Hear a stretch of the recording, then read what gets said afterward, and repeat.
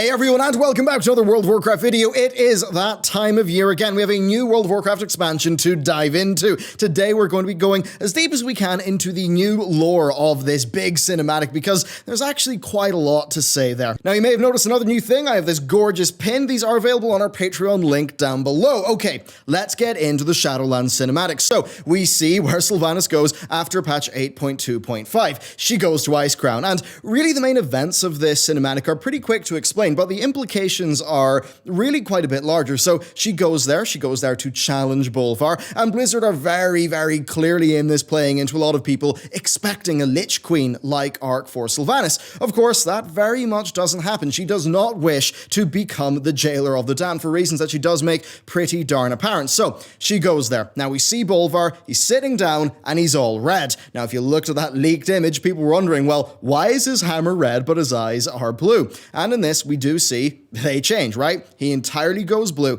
And really, the read into that, I think, is actually pretty darn simple. I think that was, Bolvar when he was sitting down. Kind of more Bolvar, the man still in the melding phase. When he actually gets up and he fully empowers himself, I think that's kind of like him, he's filled in his talent page, right? He's got the Lich King power. That's kind of what he's channeling. I think that's what the blue is. And the reason why I think this, because after he is defeated, well, what do you see? You see he goes back to being Bolvar. So I think that is the significance of those color changes. And I think the orange in Bolvar is clearly that ever-burning dragonfire that happened, of course, at the Wrathgate. So that's that situation with Bolvar. Now, Sylvanas came in there and she basically rinsed him. I mean, he popped Remorseless Winter, he blinked about the place, tried to get her, but Sylvanas just wasn't having any of it because, well, she's so darn, powerful, smart, agile, etc., right? She can pretty much do anything at this stage. And seemingly, the reason the Blizzard are going with this is that, she's smart, but also she has access to this very bizarre purple stuff. Now,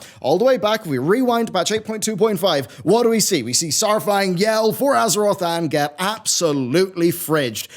Pretty much instantly, right? And now it's actually, if you look in-game though, Lorthamar comments that is a new type of magic that he does not recognize. And now, this is Lorthamar, and I mean, if one group of people is going to know quite a bit about magic, it's probably going to be the Blood Elves when you consider, all they've been through, all they've done. So, he doesn't recognize this magic. Basically, no one in Azeroth recognizes that magic that she's using. Now, she then goes to the Lich King, she puts 2 arrows in him, she summons forth these chains, very interesting, and she pretty much demolishes him with it. Now, I think that's what makes it very clear that Sylvanas does indeed serve death. Well, she serves death, or does she? What's actually going on there? Because previously I'd speculated that, her mastering death could be her trying to completely take over death, to completely control death. Yet we pretty obviously see between this cinematic and the sort of game trailer one where she's clearly serving a pretty big ominous looking dude that no, when she's serving death, that's death, capital D, an actual individual, an entity.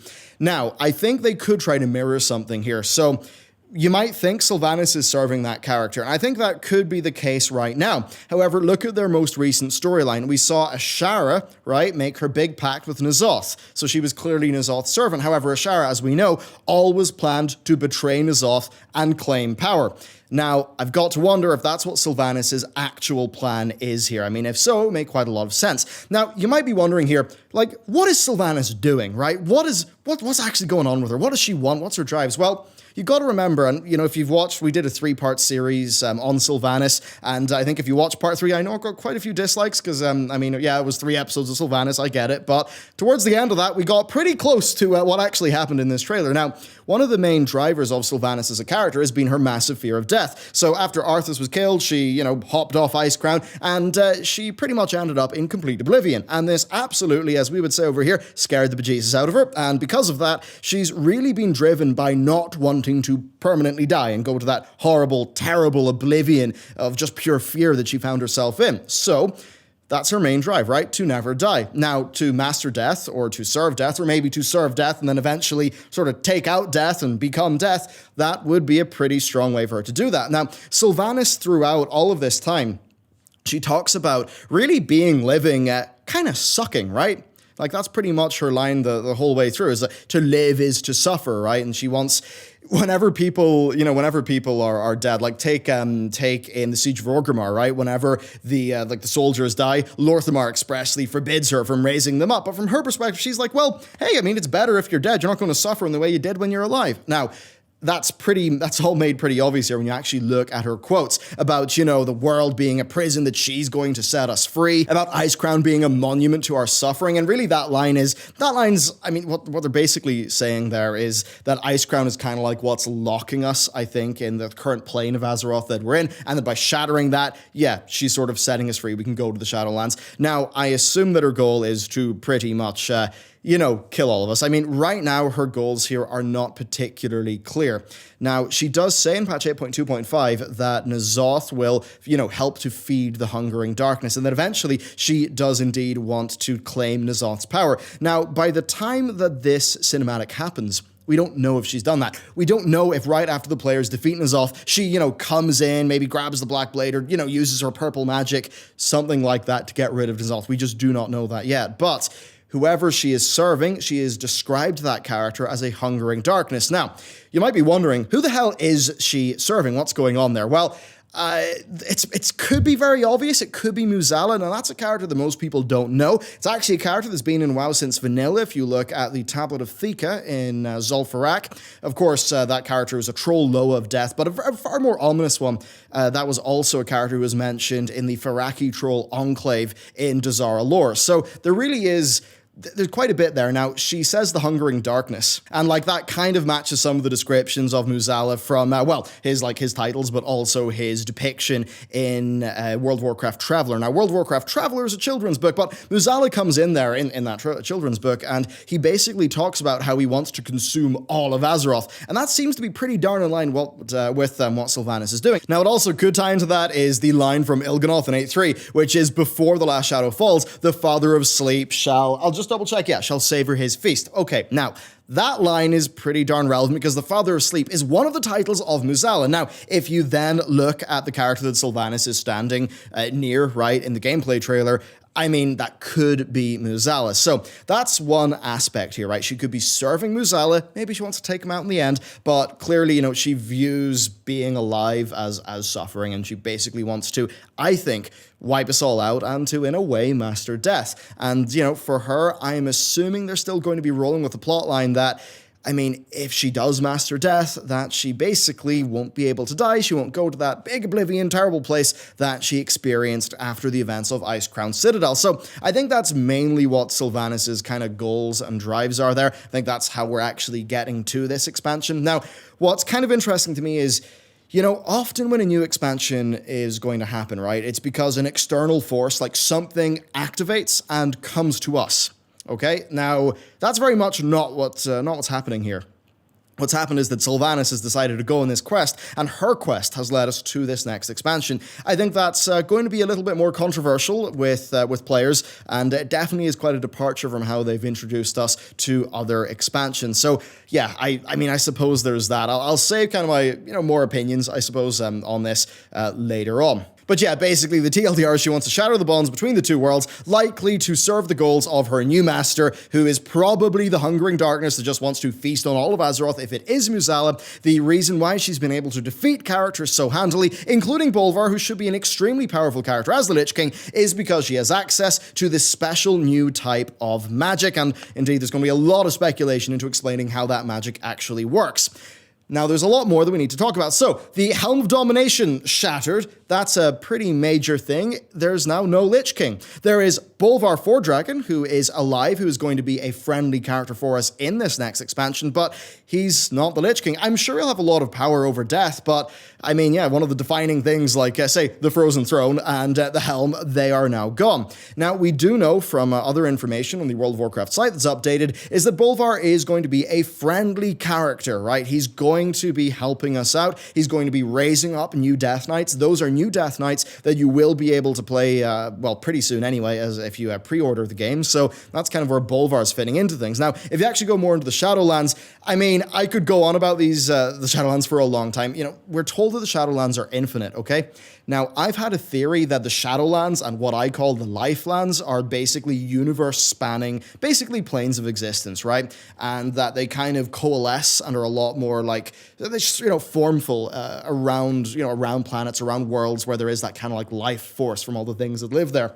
So I'm thinking that it's kind of tapping into the more cosmic element there with the actual Shadowlands. But once we go into the Shadowlands, well, what do we have? We've got these covenants, right? So there's a bit of player choice there. Those covenants, no doubt, will be exploring the various different aspects of the Shadowlands. And then in there, the Kirin are another group that, I mean, it's quite weird. The Kirin are supposed to be the spirit healers and the Valkyr. That's a bit weird because previously we were told that, first of all, that Helya was the first Valkyr and that Helya was pressed into being a Valkyr against her will, which is why she eventually betrayed Odin and locked him up there. So it's a bit weird if, like, the Valkyr actually don't have that origin. Like the Scourge Valkyr that Arthas had, well, he actually, he learned how to create them after, basically he was trying to emulate what others were doing. So, I mean, yeah, that's a bit of strange lore. Now, there's also another lore problem here where if Icecrown is like, it's kind of like locking, right, the worlds apart, or, the way it's explained there,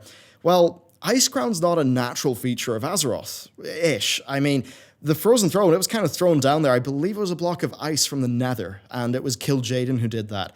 Now, either this is just that retconned somehow, or it's that there's a more fundamental part of Azeroth and that Kil'jaeden knew about it and he was tapping into it. Now, if that is the case, then you've got to wonder, how much do the Burning Legion and the Titan Pantheon know about all this? Because we are told that the Shadowlands, and then I would maybe presume the Lifelands if they do exist. Basically, I think the Lifelands are a universe-spanning thing, but that the Emerald Dream is the sort of crystallization of it by the Titans around Azeroth. But if that stuff is infinite, and then, from before the time of the Titans, which we are told, I believe by Ian, then, I mean, that's pretty major, especially because, if you look at the Emerald Dream and life, you have a member of the Titan Pantheon, you have a dragon aspect in Ysera. You don't have that for the Shadowlands at all. So I think that's a major thing that they're going to be exploring there. So yeah, I mean, that's mostly it for the breakdown here. We're going to the Shadowlands. It's going to tie into Sylvanas' boss, basically, but, I think Sylvanas is going to try to get him too, and, become Death, Master Death. I assume that's what she's going to do, but we're driven there by her. I think it's decently obvious that whatever was going on in the Shadowlands, that it probably would have came to us eventually, but Sylvanas is the narrative bridge that they're using, a little bit like Gul'dan and Warlords of Draenor and how that led us into Legion. So, I mean, I will say this. I think Sylvanas is pretty overused. I think that Blizzard made a lot of assumptions in how well her character would be received throughout the Battle for Azeroth arc. Now, if you watch my 3-part series on Sylvanas, I do actually think she's got the capability to be a very interesting character.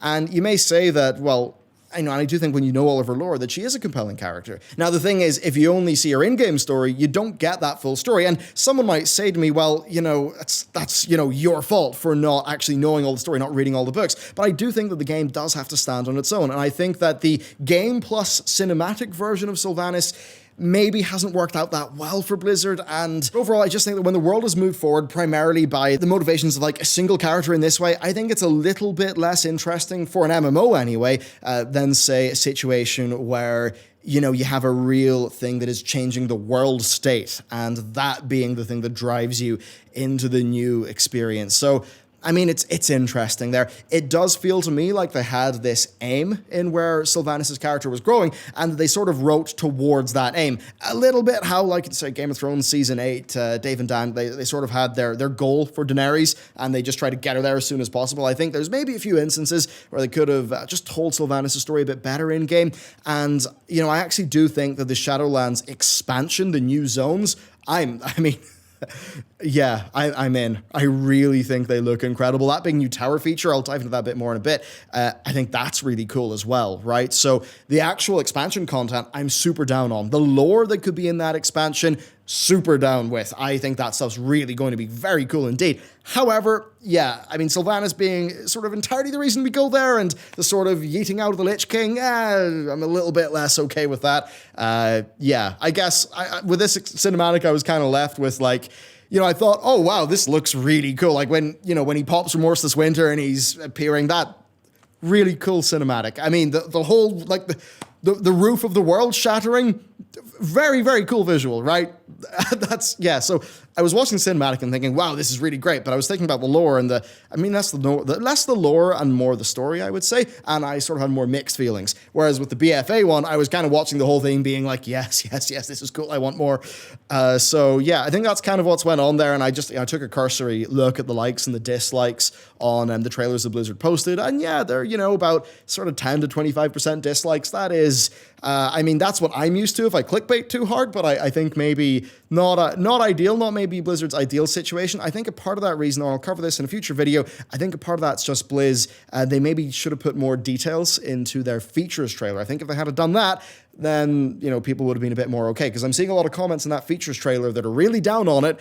But if you actually look at the official website, the features that I think people will be interested in sort of are there. So a weird situation. But anyway, there is my cursory lore breakdown of World of Warcraft Shadowlands, roughly what I think it means, the character motivations, and just an explanation of some parts of that cinematic. I think a lot of people have just thought, oh yeah, Sylvanas, she's just got, 2 arrows because she's so cool and the Blizzard love her. When, that may be the case, but there is a lore explanation for those arrows being so powerful, and that is this new type of magic, this new bizarre purpley magic that she is using. And yes, there is magic that looks similar to that in the past, indeed, but Lorthmar in 825 does say that it is new. So that does mean that canonically, whatever she's doing, it is new, probably comes from this new Shadowlands power. So there you go. That is it for this video. Of course, stay tuned. There's going to be a lot more content to cover. So yeah, we'll get into that. If you'd like to support us, then hey, this month's Patreon, we've got pins. They're really cool. And yeah, you'll be getting the regular pack as well as a pin as the bonus. So yeah,